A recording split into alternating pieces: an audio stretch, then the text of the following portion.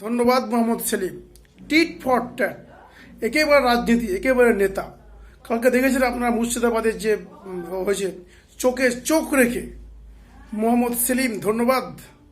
কালকে যেভাবে তিনি মাঠে থেকে যেভাবে কালকে কাজ করেছে, ভোটারদেরকে নিয়ে গেছে, আগলে রেখেছে, বুথ আগলে রেখেছে। এই হলো না নেতা।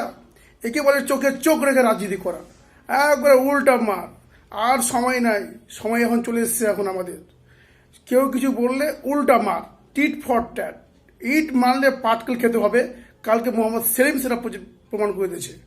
কি ভাবছেন? এই শুরু হয়ে গেছে, আর আমরা পিছিয়ে থাকবো না।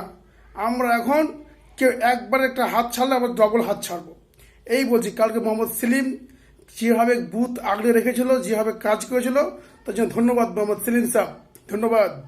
হ্যাঁ, আপনিই দেখাবেন, আপনিই হচ্ছে রাজ্যের একমাত্র নেতা যিনি চোখে চোখ রেখে রাজনীতি করছেন, প্রার্থী হয়েও বুথ আগলে রেখেছিলেন। ধন্যবাদ আপনাকে মোহাম্মদ সেলিম।